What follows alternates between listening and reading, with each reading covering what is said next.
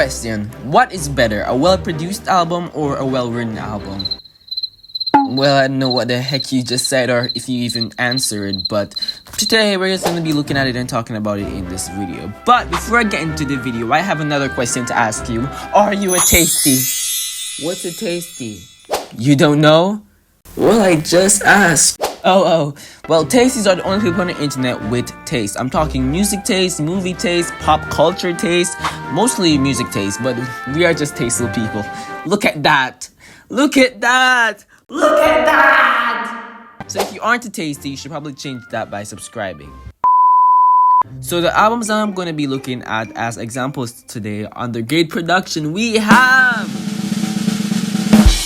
Brat by Charli XCX and After Hour by The Weeknd. And under great songwriting, we have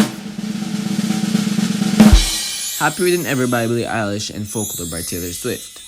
The Weeknd's After Hour was released in March of 2020 and it was a synthwave, retro, futuristic vibe masterpiece. And there's no lie that this album is a great contender of both good production and good songwriting. But let's be real, it was the production that carried this era. Tracks like Blinding Light and Save Your Tears were maximized and perfect for radio with the glossy-inspired synth, punchy drums that made you feel like you were in the 80s. Like, this album was crazy in 2020, giving us many hit songs.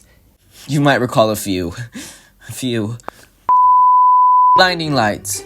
Just for your information, this song has 4 billion streams. 4! And it is the most streamed song on Spotify. Oh, give this man an applause.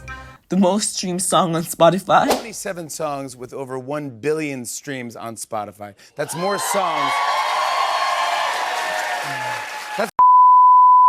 Save Your Tears.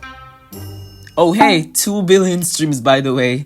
Then Heartless. This song has 1 billion streams. And then we have In Your Eyes, 1 billion as well. These are from the same album. The same album. Like, if making a hit was illegal, this man would be in jail for a while. Or for life. The album was also nominated for Best Pop Album at the Grammys, which, whilst exclusively a production category, it still acknowledges the album's overall production quality led by producers like The Weeknd, Max Martin, and Metro Boomin. Basically, my point is that this album's success is heavily attributed to its production. Or that's just my opinion, because The Weeknd's vocals, which basically just complements the retro style, retro futuristic style production, it's just well put together. He takes the cake. The album overall stream is 14 billion stream, and this is the 5th most listened album on Spotify, and to this day it still gets 5 million streams daily. Now, when you see this color, what do you think of? Brat! Charli XCX Brat, released in June of 2024, in my opinion, is a great produced album. What else would it be under? The vibe of this album is hyper pop club and just experimental bangers produced by AJ Cook and many others. Brat was just a moment on social media. Note the phrase Brat Summer, which was a key phase of 2024. Charli XCX has been around for a long time, but this album secured her spot as a mainstream artist. But guys, it had its build-up, because when this album was first getting well produced, it wasn't popular. Because when Van Dutch dropped, which is the first single, no one was like, oh, I can't wait for Brat Summer. Her success was unexpected. The album started picking up traffic when the lead single 360 dropped, as he was praised heavily on the media. It became her highest charting single in a decade, reaching at number 44 in the Billboard Hot 100. 360 didn't become a hit because of its lyricism, but it's the fact that if you hear this song, your body automatically starts moving or vibing, and that's because of its production. It's so distinct that I promise that if you even hear it from a mile away, you will know that it's Charli, and this solidifies the album's aesthetic. And even nowadays, music is so experimental and different, and most songs that I've been hearing these days remind me of Charli XCX. It's like she created a trend, and I'm not saying that she created the hyper pop style music, because hyper pop has been around in music for a long time. It's been massive in music for a long time, but some of these songs released these days clearly have a Charli XCX influence or outprint. Now, when it comes to songs that did poorly on this album, I'm kind of choking because there is none. Because I'm 100% certain that each song had its moment, whether on TikTok or just on social media. This album is the definition of a summer album. Brat debuted at number 3 on the Billboard 200, a big achievement for Charli, and has maintained impressive longevity on the charts. This album still currently gets 6 million daily streams, and in total, this album has 3 billion streams. Brat was a cultural impact, particularly online, and in my opinion, this album wouldn't have succeeded or wouldn't have done how it has done if she had focused on lyrics. Now, the songwriting side. My first example is Taylor Swift with Folklore. Taylor Swift has always had an incredible pen game, and for choosing one of her well-written albums were challenging because there's so much. Someone definitely asked her, Taylor, can you write one good album? So she said, bet, and wrote 11. The Folklore era was beautiful and unexpected because it was a surprise album, made and written in isolation during the pandemic. It gave us pop anthems and indie folk storytelling. This era definitely gives me cottagecore era and a sense of quiet introspection and focus on a narrative. Like, there is no lie that this album has massive and incredible production, but this storytelling and this songwriting has definitely surpassed that. Like, Folklore let it go at several hits. But the lead single, Cardigan, immediately captured this album essence and the vibe, and it mostly carried this era.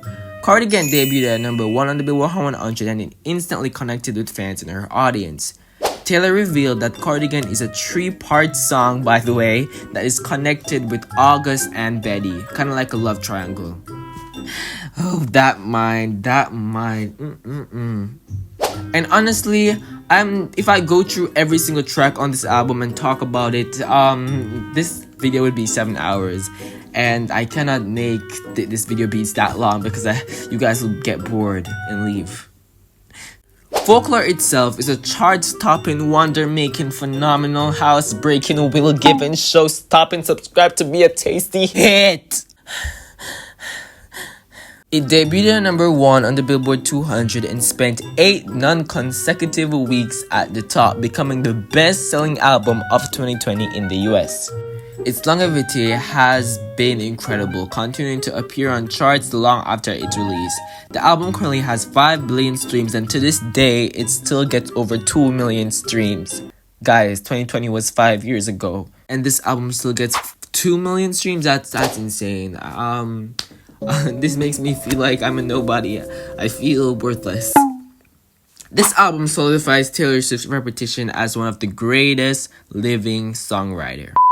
Now, let's talk about Billie Eilish and Happier Than Ever. Released in 2021, this album was a different type of style for Billie Eilish in terms of sound. And while again, this is a well-produced album, I think it best fits under songwriting. Because have you seen these lyrics? Usually I don't cry during songs. I might get a little bit emotional and relate, but this album does something to me. It has something in it. Billie, what's your secret? This era saw Billie Eilish navigate and the complexities of global fame and self-discovery, all while trying to evolve and find her signature sound. It was an era of introscope, vulnerability, and to move towards a more mature, refined artistry. This aesthetic was a blend of classic Hollywood glam, raw, and personal emotion, while having a few hits there on bops.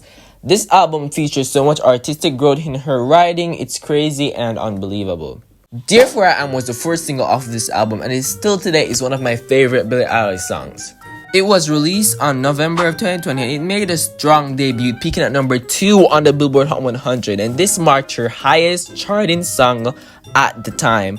And this song showcased her confidence in owning a stronger role in a relationship, if it's internet or love life. Your Power is the second single released on May of 2021 and debuted at number 10 on the Billboard Hot 100. Obviously not the best peaking on this album, but the reason that I think that it did that is because you guys would think I'm gonna be saying like, oh, because it was a stripped back or acoustic album or the production was soft and people wanted more upbeat song. Well, no, it's because you guys are tasteless. And I think this proves that production has an impact on the way songs perform. NDA also has a small moment, and this one was experimental and brought back kind of like the old Billie or the scary type of sound. And despite it wasn't the biggest song on this album, I will give it its mention. The last track, the album title track, Happier Than Ever, was released. It's not a pre-release single, it was released with the album. Debuted strongly on the charts worldwide upon the album's release, reaching at number 11 on the Billboard Hot 100. It's a powerful build coming from the sweet melody whisper to the style of rock at the end of the song. Okay, now we've covered all the albums. What do we do with all of this information? Well, let's talk. Well, okay, I think that it was never songwriting versus production or one above the next. I think that it's songwriting and production. I do think that for some albums, it's just for a vibe and not to sit down there and to listen to some deep lyrics. Like for example, Charli XCX Brat. It's not quite strong on lyrics, but it's still staying relevant and rememberable. And I still have that green color imprinted in my eyes. I can't sleep at night. Then we got Taylor's album, which wouldn't be fan favorite or loved if it had Charli XCX's lyrics. Like, imagine Taylor saying bumping that in Folklore. And then both Billie Eilish's and The Weeknd's albums were good in production and both lyricism. What I will say is that I see a most common thing going on between these singles, that a well-produced album always lasts longer on the charts. Because Brat by Charli XCX is still getting 6 million streams and it's almost been 1 year. And when Happier Than Ever was hitting its 1 year, it got 4 million streams. While Taylor, after its 1 year, got 8 million streams, and The Weeknd got 15 million streams around its 1 year. So it shows that like a well-produced album definitely stays longer on charts, but a songwriting album is always the fan favorite. Anyways, I want to know what's your takes on this and your opinion, so comment down below. And yeah, just subscribe to be a tasty. Whoa, I've been talking for 12 minutes. This is crazy. My mouth is hurting. Anyways, bye.